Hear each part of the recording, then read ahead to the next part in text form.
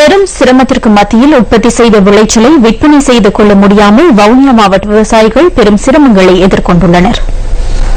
30 வருட யுத்தம் முடிவுக்கு வந்த பின்னர் வடமாகாண மக்கள் விளைநிலங்களில் தமது ஜீவனோபாய தொழிலை ஆரம்பித்தனர். வியர்வை சிந்தி பெரும் சிரமத்துக்கு மத்தியில் தமது குடும்ப பொருளாதார சுமையை நீக்கும் நோக்கில் வயலில் இறங்கிய விவசாயிகள் இன்று தமது விளைச்சலை விற்பனை செய்து கொள்ள முடியாமல் தவிர்க்கின்றனர். அரசாங்கத்தின் நிர்ணய விலையில் நெல் கொள்வனவை எதிர்பார்த்திருந்து வவுனியா மாவட்ட விவசாயிகளின் ஏராளமானவர்களுக்கு ஏமாற்றமே கிடைத்துள்ளது. வவுனியா மாவட்டத்தில் உள்ள சுமார் 12,000 விவசாயிகளில் 7,000 விவசாயிகள் அரசாங்கத்தின் நிர்ணய விலையின் கீழ் நெல்லை விற்பனை செய்வதற்காக விண்ணப்பம் செய்துள்ளனர்.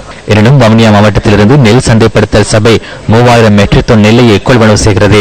அதன்படி 7,000 விவசாயிகளில் 1,500 விவசாயிகளின் நெல்லையே நெல் சந்தைப்படுத்தல் சபையினால் கொள்வனவு செய்ய முடிகின்றது.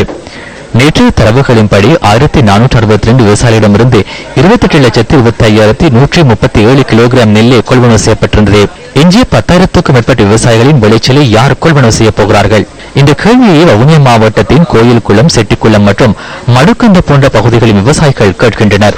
அரசாங்கம் இவர் சொல்லியிருக்காரு, ஸ்டோர் எடுத்து வசதி எடுத்திருக்கு சொல்லி இப்பதான் அந்த ஸ்டோர்ல இப்ப நெல்லை கொள்வனவு செய்து கொண்டிருக்கணும். எங்களுக்கு இந்த அரசாங்கம் வெள்ளனி இந்த நெல்லை கொள்வனவு செய்திருந்தா நாங்கள் நல்ல ஒரு விலையை கொடுத்திருக்கலாம்.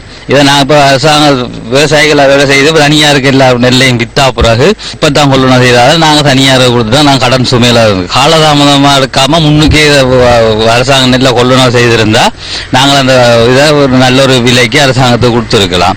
ஒரு ஏக்கரில் நெல் உற்பத்தி செய்வதற்கு 42,300 ரூபாய் செலவு செய்யப்படுவதாகவும், எனினும் அதனை விற்பனை செய்யும் போது குறைந்த லாபத்தை பெற்றுக் கொள்வதாகவும் விவசாயிகள் தெரிவிக்கின்றனர். சித்திரை மாதம் தயாராயிட்டோம்.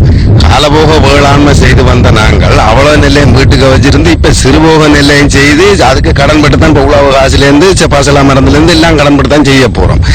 அரசாங்கம் என்ன செய்திருக்கணும்னா எங்களோட காலபோக நெல்லை நேர காலத்துக்கு எடுத்துட்டு எங்களுக்கு அந்த காசு தந்திருந்தால் 2வது விவசாயம் இப்ப சிறுபோகம் நிம்மதியா செய்திருப்போம்.